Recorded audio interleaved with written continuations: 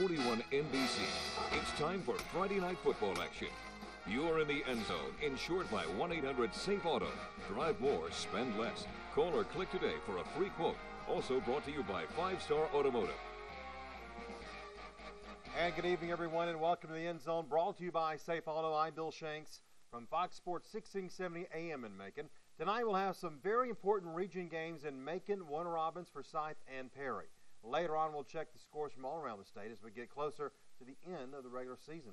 Let's start in North Bibb County as FPD hosted the Warriors from Wilkinson County. This Region 7 single-A game is pretty important since the Vikings came in a game back of the Warriors. Wilkinson County had won 4 in a row. FPD was riding a 3-game winning streak. Both teams were scoring a ton of points the last month. Let's start with our first game here, the Warriors and the Vikings, and FPD received the ball, but really had trouble there, 3 downs and out, and Brooks Stroud could not really get anything going at all. 2 running plays here show the Warriors defense pretty stout so far. Now Wilkinson County got it. They start their drive with the quarterback Brandon Jones, and he's got 2 plays here, running a little bit to the left, but good defense there. And then on this play, they're going to fumble. The Warriors will fumble, and FPD would recover and take over. Vikings go at it. Brooks Stroud now throws a 10-yard pass to Scott McCormick to about the 3-yard line. Then Will Black will score from the 3, and the PAT would make it 7-0. FPD out on top. Wilkinson County with the ball. Brandon Jones again back, throws it in the air, and it's going to be picked off by Caleb Fuller. And the Vikings are going to score again. How about another touchdown for FPD? And they're up 14-0. Now Wilkinson comes right back. Jones again, the handoff to Smith. This is a 6-yard score right here for the Warriors. The PAT would be no good, and it's 14-6. FPD right back on top.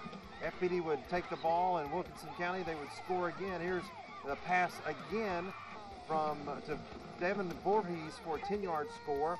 Then again, Wilkinson, this is right before the end of the half. Jones, a 50-yard score to Devin Voorhees again for right down there, and they would knock it in for the score, and it would be 20-14 at the half. Wilkinson County shocks FPD. The final tonight is 42-21. The Warriors have now won 5 in a row. Vikings now at 5-3. They are at Warren County next week. Here we go now to Thompson Stadium for the Raiders and the Crawford County Eagles, where boy, the Eagles have really struggled. They have not won a game in a long time, and they could not get anything going on offense at all. The Northeast Raiders were just too tough. The Eagles would have to punt it away, and here come the Raiders. Davion Anderson to Drake White, and watch this.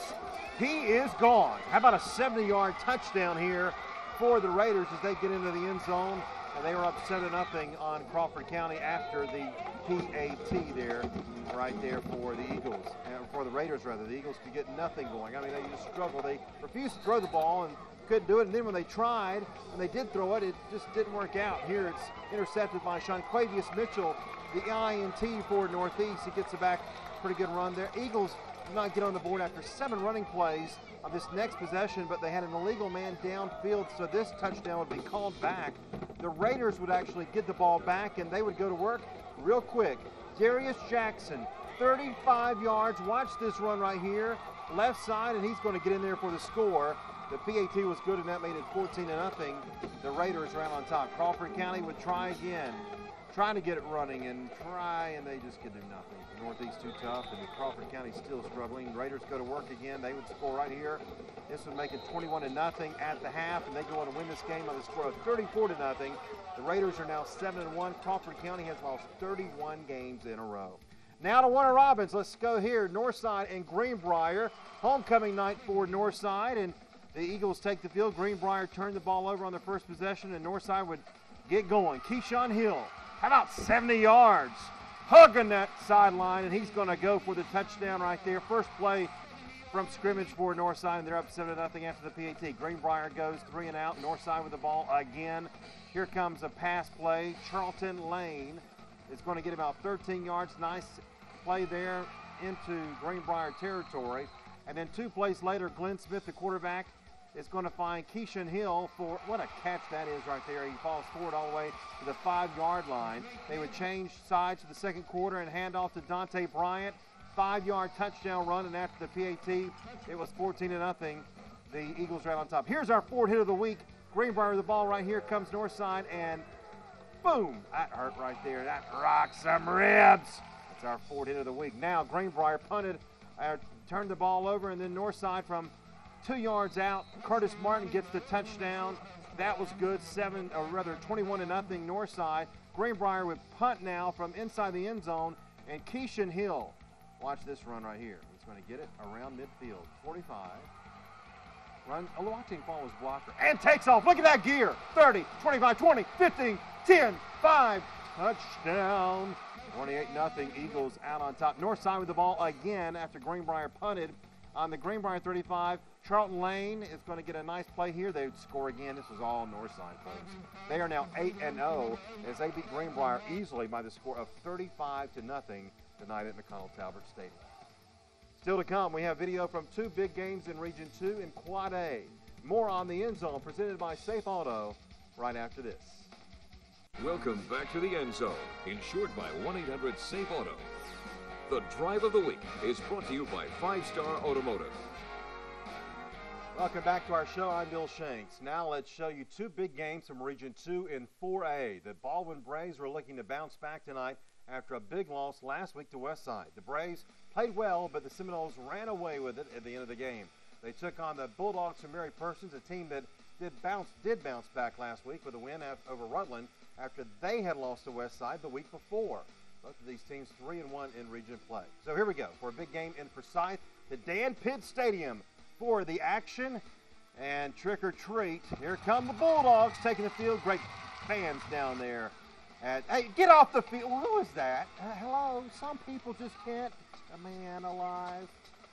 Send me a memo. Let's start with the Bulldogs. Jordan Banks completes a pass to Kebron Rawls for a gain of 41 to put the Bulldogs up and around first and goal at the Baldwin 9. Then the Bulldogs from the 2. Nick Davis fumbles, though, and the Braves get it back. Big turnover, the first of many, but Baldwin did nothing. Mary Persons got it back, and watch this. A reverse. Macy Zellner takes off 40, 30, 25, 20, and he's going to be knocked out of bounds right at the 3-yard line. And this time the Bulldogs hold on to the ball, and they get it in the end zone. Terry Newberry, touchdown for Mary Persons, and it's 7-0 after the PAT. The Braves went to work there on the Mary Persons, in Mary Persons territory. Tajay Chambers takes off. He gets a gain of 18 yards right there. But the Braves would have to settle for a field goal, and they got it right there. And it was 7-3 is the score. Mary Persons still on top. Let's move to the second quarter. Here's our 5-star drive of the week. Baldwin from the Bulldogs 45. Chambers finds Deion Kelsey for a gain of about 19 yards right there. Nice play. Then the Braves. Chambers again in the air. Caught by Brandon Goodman, who is going to be knocked out of bounds after the nice run near the 5. 2 plays later, the Braves get it in. Direct snap to Cantavius Thomas, who will leap over the end zone for the score. 6 points. Braves take the lead. They missed the PAT. It was 9-7, and that was our 5-star drive of the week. Now, right before the half, Mary Persons, first down on the Baldwin 42. Banks back, passing in the air. A Kebron Rawls touchdown. What a play there. That gave the Bulldogs the lead at half, 14-9. They held on for the win, 22-16 over the Braves. That gives Mary Persons a leg up in Region 2 4A. And here we go. Let's go to another game in that region. Down to I-75 in Perry. Panthers hosted Westside. And there's a lot of touchdowns. Noah Grayer, Shannon Smith, touchdown. PAT not good, 7-0. Perry, Mark Riley, touchdown. Perry up now, 14-6. West side of the ball, Noah Grayer looks for nothing. How about a 48-yard pass to Walker? And he's going to score and go all the way. The 2-point conversion failed, and it was Perry 14-12. Then second quarter, Perry with the ball. Solomon fakes the handoff. Then a pass to A.J. Riley. He's got it, end zone, touchdown, 37 yards. It's 21-12 Panthers. West side with the ball, Grayer passing to Walker, DeQuavius Walker on the 10. He's got it and will score. PAT good, 21-19 Panthers. Perry with the ball. Doyle gets it, runs up the middle, and he is going to score from a long ways out, 20, 15, 10, 5, touchdown. Panthers are up 28-19, and then west side of the ball, Noah Grayer is going to score here on another pass play to Coney. That made it 28-26. Perry out on top, but Westside would come back 33-28 is the final score here. Big win for Westside and a heartbreaking loss for the Panthers. We've got our Safe Auto Game of the Week coming up next. Tattnall and Stratford right after this.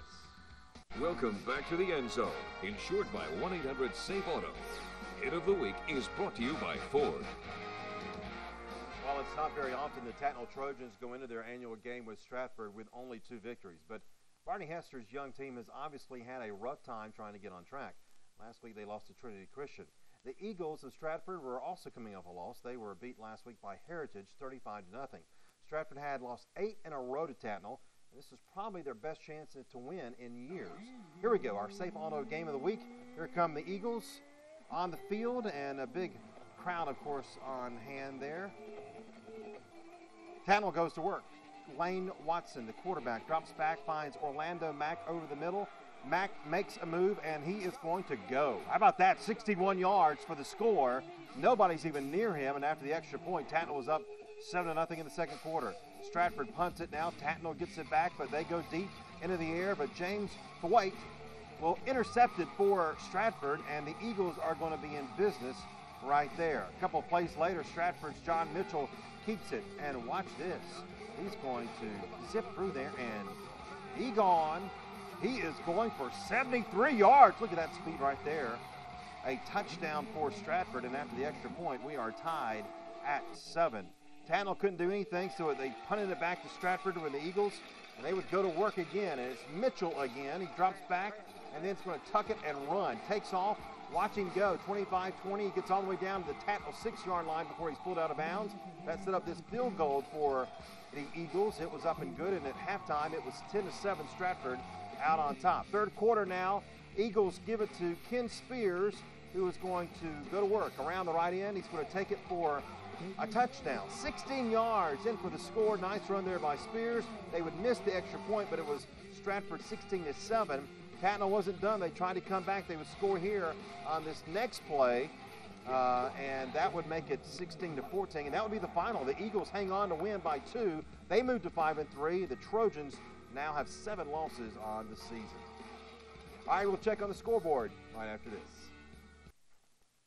Let's go to the scoreboards real quick, where Westfield won over Bullock 38-14. John Millage all over Windsor 64-0. Jones County now 5-3. They beat Lakeside Evans 49-21. Warner Robins all over Grovetown 35-14. Rutland 63-29 over Howard. The Huskies have lost 22 in a row. West Lawrence 21, Veterans 17. Southwest all over Henry County tonight 34-6. The Patriots are now 2-7 on the year. Peach County, big-time win over Pike County, 24-14. They're now 8-0. Wilcox County over Swainsboro, 40-24. Thompson, a big win over Waco, 28-14. A surprise there in Sandersville. Scriven County, 15. East Lawrence, 14 tonight. Macon County all over Monticello, 47-6. Also, Taylor County now 4-4. They beat Putnam County, 20-14. And ECI all over Johnson County in Wrightsville, 40-0. A couple of other quick scores for you. Bleckley County over Lamar 39-7. Dublin with a win over Harlem 20-14. And Lincoln County 49-0 over Twiggs. That's all the time we have for tonight. Thank you for being with us. We're back next week. For all of us at 41 NBC, I'm Bill Shanks. Good night.